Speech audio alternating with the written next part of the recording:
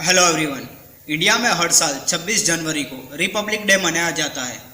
इस दिन government of India act 1935 को हटाकर संविधान रोल आउट किया गया था।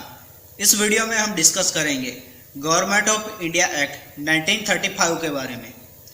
रिपब्लिक डे पे बहुत ही शानदार परेड होती है।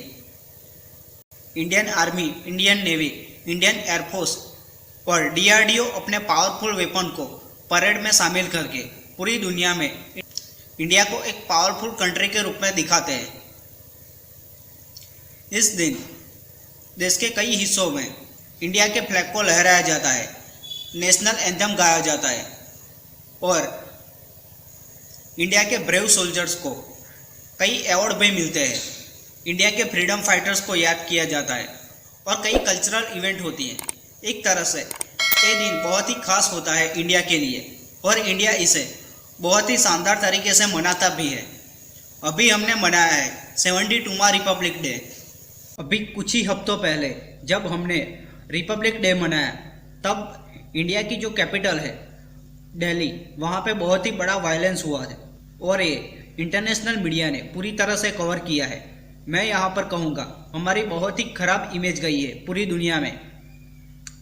फॉर एग्जाम्पल, यहाँ पे जो ऑस्ट्रेलियन मीडिया है द गार्डियन, उन्होंने कवर किया है violent clashes as Indian farmer storm Delhi Red Fort. हमारा जो लाल किला है उसके आसपास काफ़ी वायलेंस दिखा गया और यहाँ पे जो फार्मर प्रोटेस्ट कर रहे थे वो बिल्कुल रेड फोर्ट की अंदर चले गए और एक आदमी ने तो यहाँ पे एक रिलीजियस फ्लैग भी डिप्लॉय कर दिया।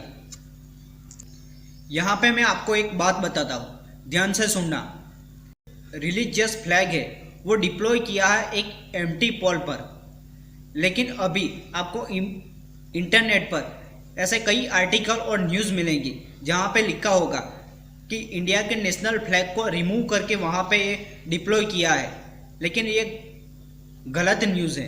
अभी आप ये जो ट्वीट देख रहे हो वो है पाकिस्तान की ऑफिशियल पार्टी APML और पाकिस्तान में और भी कई ग्रुप्स हैं जो एंटी इंडिया, जो इंडिया के खिलाफ ऐसे न्यूज़ फैला रही है। मैं ये नहीं कह रहा कि यहाँ पे सब पाकिस्तानी ऐसे हैं, लेकिन कई ऐसे ग्रुप हैं। इवन पाकिस्तान के अलावा फॉरेन के कई सेलिब्रिटी भी है जिन्होंने कई ऐसे ट्वीट किए हैं। इसीलिए इस वीडियो के कमेंट सेक्शन में क्या सोशल मीडिया पर किसी भी जगह पर किसी भी रिलीजियस के खिलाफ ऐसा कोई कुछ मत लिखिए जिनसे इनका ये प्रोपेगेंडा और भी ज़्यादा बढ़े। आपस में हार्मनी बना के रखिए, यूनाइटेड वी स्टैंड। और बाय द वे मैं आपको ये भी बता दूं कि यहाँ पे जो रिलीजियस फ्लैग डिप्लॉय किया है वो खालिस्तान का नहीं है। यहाँ पर जो रिलीजियस फ्लैग डिप्लॉय किया था front of the red fort वो था निशान साहेब ट्रायंगुलर सैफरन फ्लैग, जो आपको इंडिया में हर गुरुद्वारा के आगे मिलेगा। और इंडियन आर्मी जो सिख रेजिमेंट है उनके कई सोल्जर्स उनको कैरी किए हुए मिलेंगे। और निशान साहेब फ्लैग है वो कम्प्लीटली डिफरेंट है खालिस्तान के फ्लैग से। एक रिलीजियस फ्लैग को रिपब्लिक डे पर रेड फोर्ट के आगे प्लांट करना, उस पर आप डिबेट कर सकते हैं कि ये सही है या गलत है, लेकिन आपको यहाँ पे क्लियरिटी होनी चाहिए कि फ्लैग कौन सा है। मैं एक बार फिर कहूँगा, आपस में हार्मनी बना के रखे, यूनाइटेड वी स्टैंड। और किसी भी रिलीजियस के सामने ऐसा कुछ मत बोले जिनसे इनका ये प्रोपेगेंडा और भी फैले, और do not play into their hands. अब बात करते हैं गवर्नमेंट ऑफ इंडिया एक्ट 1935 के बारे में। ब्रिटिश इंडिया गवर्नमेंट ने 1935 के पहले कई ऐसे कानून पास किए, लेकिन इन सब में गवर्नमेंट ऑफ इंडिया एक्ट 1935 सबसे प्रमुख स्रोत रहा, क्योंकि इसके पहले 1929 में इंडियन नेशनल कांग्रेस ने पूर्ण स्वराज का नारा लगाया था और इसी के बदले गवर्नमेंट ऑफ इंडिया एक्ट 1935 में डोमिनियन स्टेटस देने का वादा किया। इस कानून के बारे में आपको पता होना आवश्यक है, क्योंकि अभी जो हमारा संविधान है उनकी रूपरेखा का निर्माण बहुत हद तक इसी कानून पर किया गया है। इस कानून में 400 से भी अधिक धाराएं थी और बहुत लंबा, जटिल और पेचीदा था। ऐसा होने का एक कारण ये भी था क्योंकि इंडिया में बढ़ती हुई राष्ट्रीयता के कारण अब लोगों में ब्रिटिश गवर्नमेंट के खिलाफ एक आक्रोश था।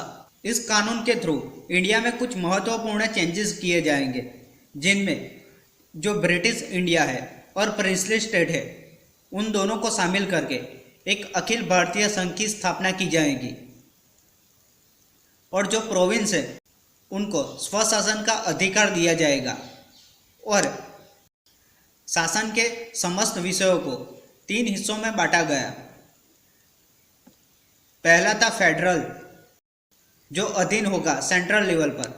दूसरा प्रोविंस, जिन पर कानून होगा सिर्फ प्रोविंस का, और कुछ कॉमन सब्जेक्ट थे जिन पर केंद्र और प्रोविंस दोनों के अधीन थे।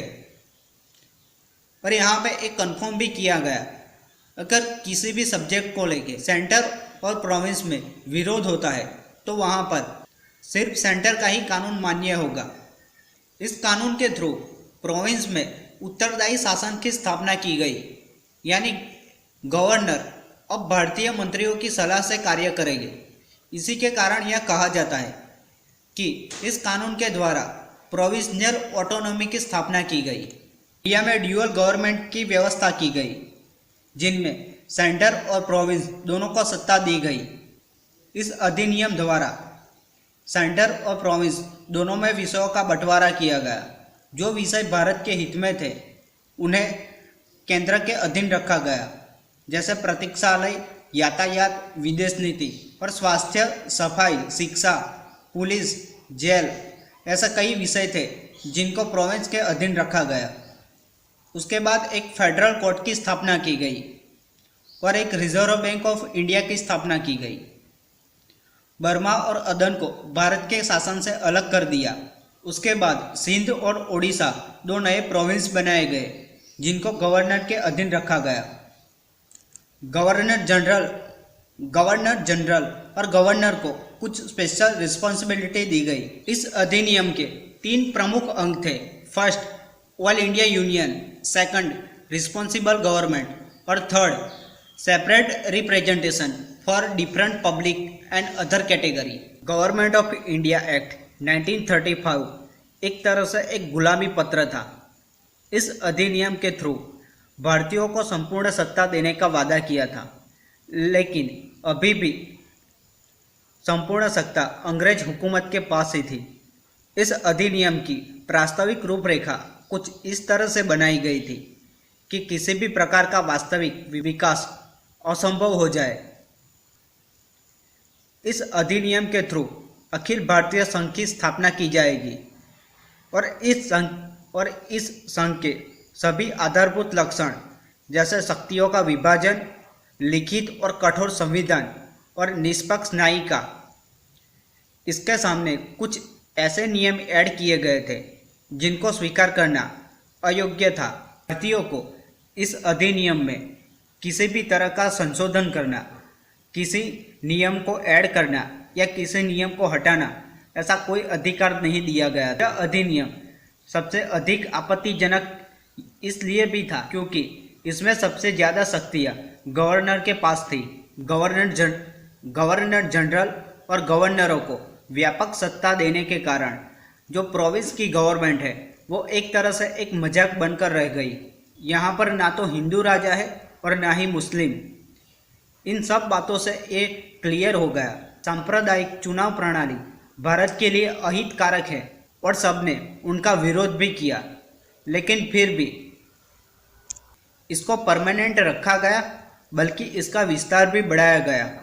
इसी के साथ ये वीडियो यहाँ पे समाप्त होती है। Thank you very much for listening.